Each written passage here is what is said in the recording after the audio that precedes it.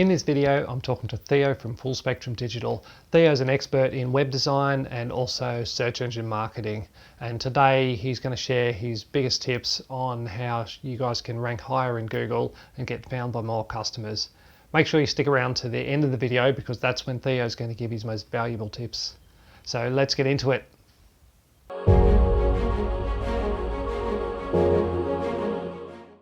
Full Spectrum Digital. That's good. So today we just wanted to talk about the importance of web design and photography when it relates to and the effect that it's going to have on conversions. So why don't you just tell us a little bit about your background and what you do? So Full Spectrum Digital is a web design, search engine optimization, social media channel advertising platform that aims at clients who are looking to get the maximum penetration online for their products or services. E-commerce, I suppose, is one of the biggest parts of our business, and getting products, especially products, and to a certain extent services, indexed on Google and getting them to display high in the Google search results are, I suppose, what we're best at. But lately, the climate has changed. Shall we say, SEO. Once upon a time, and when I say once upon a time, I mean as little as a year ago, search engine optimization included backlinks, included keyword density on the website, it included speed, and it included the right metadata. Whereas today, while all those factors still come into play, today engagement is one of the most important things, and that's really what we want to talk about today. And that is, and one of the reasons we want to talk about it today is because we're with, one of the leading web photography / video people in Australia, and we're talking about the synergy between what you do and what we do, and how that interprets to providing a website that helps to engage clients. Okay, so how would you say you've been in this for a long time? 15 years. Yeah, okay, so it's going back a while. Yes. So things have got a lot more complicated these days, and how would you say things have changed as far as search engine ranking factors and Search engine ranking, the one power to search engine ranking is the word Google. Whilst in Australia, Bing and Yahoo are also search engine players, so to speak, they account for less than 5% of the Australian search market. So in Australia, and for that matter in the Asia Pacific region, and to a great extent Europe, unless you're being found on Google, you aren't being found. Yeah, okay. It's as simple as that. And so whether you have an existing website or whether you're building a new website, unless you're ticking all, not some, all of Google's boxes, you're going to be, for all intents and purposes, obliged to maintain a paid AdWords budget to get enough traffic to your website to make your website pay. Yeah, right. Okay, so how have you seen things change for design as when it comes to converting clients? I mean, so when we're saying converting clients, so making a sale, or what was it like earlier on and what's it like now? Once upon a time, people were still fascinated by the internet, and if they were searching for a new BMW and the search results brought up their local BMW dealers, they were happy. Today it's different. Today people want a lot more from the internet. So again, let's use the car analogy. If they're searching for a new BMW or a used BMW, it brings up the results for the BMW dealers. Once they go to that website, they want to be able to go onto that website, look inside, outside, underneath, over the top. They want motoring reports, they want specifications, they want all the information that you can possibly present. And that usually comes, the best way to serve that up, the absolute best way to serve that up is with photos and videos, and then with content. Okay. So the old story, a picture tells 1,000 words, a video displays 1,000 pictures, and the words, well, the words are the old-fashioned way of doing it. Why do you think that is? I mean, there's been a massive increase in video just over the last few years. It's just becoming more and more important when it comes to marketing and... No, people are lazy. Yeah. People are lazy. People would much rather... People have learnt via the internet what the internet has done, and I don't know that there's anybody out there that can really argue. For the majority of the population, what the internet has done is it's made us lazy. Yeah. In other words, once upon a time we had to read what was happening. Today we can watch a video. Yeah. And that's the bottom. And we take that across with us when we're looking at buying products or services. Yeah. So unless your product is visually presented, and visually presented in a very appetizing sort of a way, in a very saleable sort of a way, then the chances of you selling that product diminish if it's not. And if it is, if it is presented properly, the chances of you selling that product exponentially increase. Yeah. It's not about price anymore. Once upon a time, it was all about price. Today, it's more than that. Yeah. Okay. Price is still important, but the cheapest product isn't always the one that sells. Yeah. Okay. So when we were talking earlier, before we started filming, you were mentioning that the importance of the imagery and the video for two reasons, and the first was really, like you were just saying now, just setting up, making the right impression to be able to sell the product, and the second was engagement with, so Google sees you engaging. Can you tell us a little bit more about what you mean by that? I can, and perhaps I can do that with using two specific examples. And let's use two Australian online shops. Yep. One is Oricom, O-R-I-C-O-M, Oricom. They sell baby monitors, they sell two-way radios, and they sell telephones for the visually and hearing impaired. So it's a niche market. And the other website is Appliances Online. Now, oricom.com.au and appliancesonline.com.au are the two market leaders. In fact, they're the two websites that you can use as a standard in this country. Yep. And the standard, and by standard I mean two websites where that give you the base plate for engagement. So when you go to oricom.com.au, whether you're looking for baby monitors or whether you're looking for a two-way radio for your car or truck, the way it's presented, the way it's been photographed, the way it's been described, the choices that you have will keep you on that site and have you going from page to page and specification to specification very, very easily. Same with Appliances Online. If you're looking for a fridge or a television or a washing machine or a clothes dryer, the way they present their products is the perfect way of doing it. I cannot, with 15 years experience in the industry, hundreds and hundreds of websites that we've built, I cannot think of a better platform than Appliances Online or Oricom to give you the two ends of the two examples of how it should be done. And how's that affecting their search results? By engaging customers. See, Google now uses, and since the beginning of this year, 2020, whilst 2020 hasn't been a very good year for a lot of things, one thing it has done is it's shown us how Google are applying artificial intelligence to their search algorithm. And they're applying artificial intelligence to the way that Google are presenting Google Analytics and the results on Google Analytics.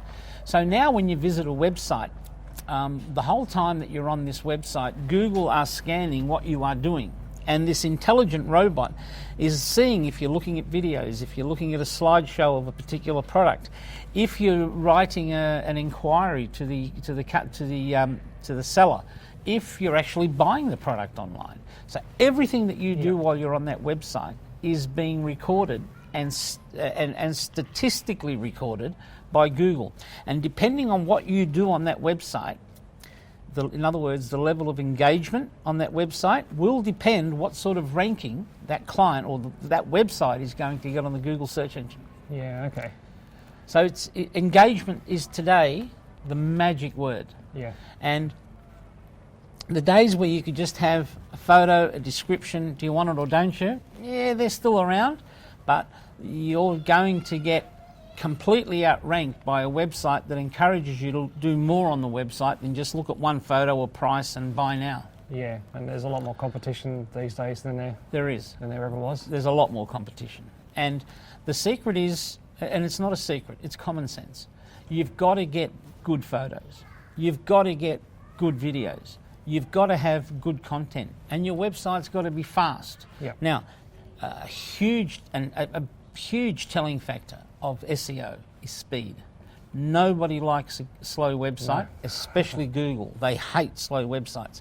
So the slower your website is, the worse it's going to rank, even if it's got all the other factors going for it. Yeah, I mean, we've all been to a website where it takes 10, 20 seconds to load and you press the back button and you're out of there. So, when enough people back out of the website before it's loaded, Google goes, you know what? This is a bad website. So they don't rank it very well. It might go from a page 1 ranking to a page 6 ranking, and nobody even goes to page 2 these days. Yeah. If you can't find what you want on page 1, there's something wrong. Yeah, okay. Yeah. So what would you say are the 3 biggest takeaways or 3 biggest things that people can, or businesses can do to really improve their web design and their usability to get found and to keep those conversions coming?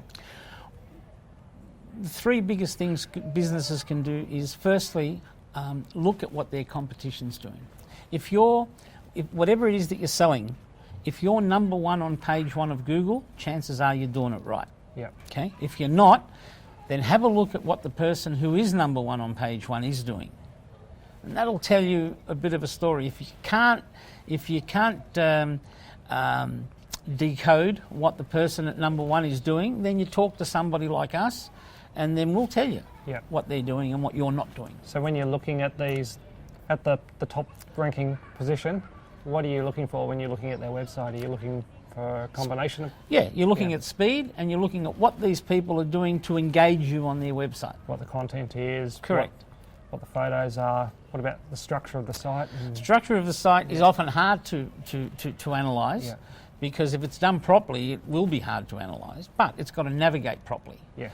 Each page has to load quickly. So usability and... Usability. You can't beat usability, because good usability always interprets to more engagement. Yeah. There's a few problems that people encounter though. What some people do is they'll go and see who's number 1 and they'll copy that website. Now, that's bad. Yeah. That's really bad, because guess bad what? By any standards. It's bad by any. Forget the plagiarism. Forget the cheating side of it. Yeah. Google knows what you've done. If you copy that, if you copy that sort of code by code, Google will see it, and they know he was there first. So when you come along, you ain't got a chance of getting on the first 10 pages, no matter what. You've got to be original. That doesn't mean you can't follow the same guidelines that your competitors follow. Take inspiration. Yeah.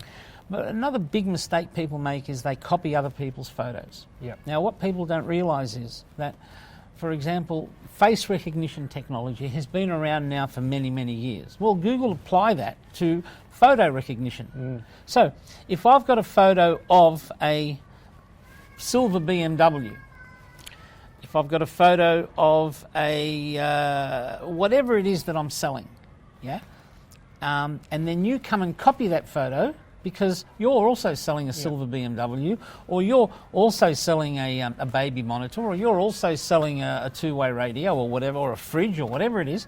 So you're going to take my photo and use my photo. Guess what? Google knows you've done that. Yeah. So be original. Does that cost extra? Yes, it does, because you've got to generate your own content. However, you will hear a term around internet circles called unique content. Unique content involves written content, photographs and videos. don't copy other people's. It's even if you don't get caught by the other person copying their stuff, Google will know you've done it, and you will get penalised accordingly. Yeah. So be original, be fast, and make sure that your website engages people. Yeah. And if that means that you have a contact form, for example, on every page, that's one way to engage people, because a contact form is a great form of engagement. It's a positive signal, isn't it, that they're interested in what you're doing and what your website's about. Have customer feedback on your product. Now, the classic example for this, for customer feedback, is on the Appliances Online website. Every single product at the bottom of the page has got both positive and negative feedback. That is invaluable.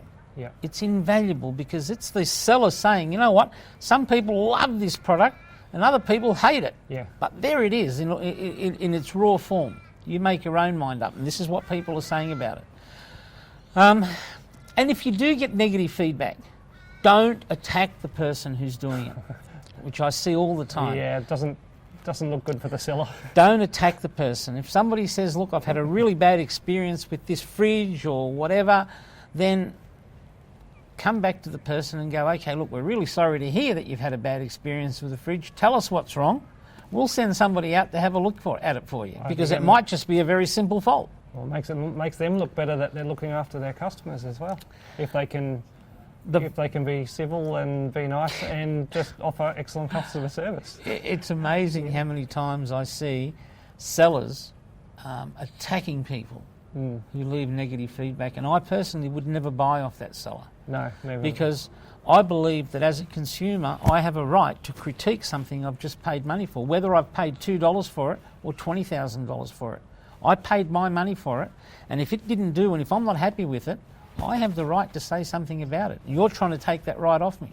Don't do it. I think the other thing too is, it's not realistic that I don't think any of us expect a product's going to last forever or be perfect. It's almost impossible to find a business that sells products that only have positive. In fact, I'm always a bit sus about that. Yeah, well, that's right. Right? I'm always a bit sus about that. It doesn't look natural, and just looks like they've curated the reviews, which that's probably what they've done. And don't ever, ever, ever write your own reviews. If you own a website, don't do it. It's tempting, just don't do it, because you get caught. And when you get caught, it's so embarrassing, and it sort of puts a really bad light on your whole business. Just invite people to leave feedback on your product, good or bad, and if it's bad feedback, address it. Yeah. And be seen to address it. Be seen to address it. So that's my advice. But today's websites, today's rankings, today's search engine optimization, which is a term that's being superseded these days, but to be found prominently online today, you have to tick a lot of boxes. And thanks to artificial intelligence, those boxes are becoming more and more. There's more and more of those boxes you have to tick. And you can look at it as being a very difficult project, or you can look at it as being a very simple project. And the simple way of looking at it is, what do I need to do to get people to engage with my website?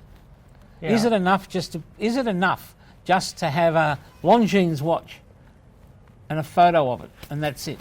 I don't think it is. I don't think there's any real magic or tricks to it. It's just really giving people the experience that they've come for, and giving giving them everything they need to help them make that decision. Yeah. And then some.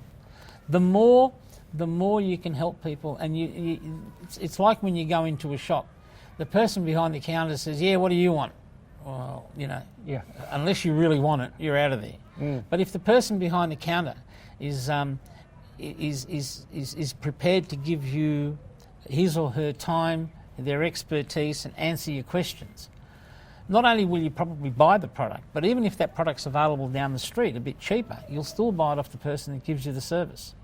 Give people the service online by anticipating their questions and get them to engage with you, and you'll win. And we can prove that. We don't think that, we know that. It's been around long enough now for us to know what works. And engagement works. And how do you get engagement? Just use common sense. Talk to someone like you, talk to someone like me, talk to your local whoever's designed your website, and say, how can we get people to engage with us more online? And it won't happen, you know, as Raquel Hunter says, it won't happen overnight, but it will happen. And I can't do the Kiwi accent, I'm terrible with Yeah. Well, that's been really good, thanks. Yeah. So if anyone needed any help with web design or any of their online marketing, how can people get in touch with you? Well, they can just Google Full Spectrum Digital, or just under this video in the description you'll see a link to Full Spectrum Video and to and to your website as well. So it's your online store is no different to your physical walk-in store. Yeah, it's an excellent analogy. Yeah. If you walk into a shop and it's a mess and it's dirty and it's unkept, you're going to walk back out again. You walk into a store that's inviting and it's got all the products out nicely displayed and it's clean and it's welcoming, then you'll probably stay in that store and perhaps buy something, and your website's no different. Yeah, like broken links and broken links pages not working. We could sit here all day and go through the mistakes people make. And the biggest excuse I've heard is, it costs too much money, it takes too much time. Okay, so is that how you look at, is that how you would treat your physical store? If you went into Westfield and hired a shop, Westfield are going to charge you an exorbitant rent every week because they get a lot of traffic into their centres, and it costs them a lot of money to get that traffic into their centres. So you're going to go in there and pay this rent for this shop and just have it looking like a dog's breakfast? No, and if you do, you'll go broke. Yeah. Well, your website's no different. If you don't spend the money and the time on your website, don't bother. Just don't bother. Just go onto eBay and try and sell on there. But don't bother using your own website, because chances are it will be an exercise in futility and it'll just cost you a lot of money that you'll never recoup. Yeah, but if you're doing if you've got it all exactly how someone would want to find it, then the rewards are there. Exactly. And websites are not set and forget. You've got to do housekeeping on your websites on a weekly basis. Every single person, every single business that has a successful website will tell you that we keep our website up to date, we keep our website secure, we keep our website fast, and we're on our website as often as we can, making sure that everything works. Everything works. And the mistake I see a lot of people make, I say, well, when was the last time you went and updated your website? Oh, when it was built. Oh, when was that? 4 years ago. Okay. Yeah. Well, that's more business for us, but you know what? When we do build that person a new website, we're on their case and we go, you know what, you got to do this, you got to do that. Or you can get us to do it for you and pay us a nominal amount to do it, but someone's got to do it. Yeah. And if you don't do it, it's going to reflect badly on us as the web designer, and certainly you as the business owner. So don't treat a website any different that you're going to treat a physical store. Simple as that. And look at the internet. Look at the internet as a huge shopping centre, and you're leasing a space in that shopping centre. And you've got all this traffic coming past, but you want some of them to come into your shop. So how do we do that? And that's what people like you and people like me are very good at. It's what we do. Sounds good. Thanks for today. Thank you. Thanks for the opportunity to present. And as I said, be innovative, be aggressive. And when I say aggressive, I mean don't take a backward step in getting your website looking good and working good. Yep. Otherwise, it's you that'll suffer. Yeah. Beautiful. Thank you. Thank you.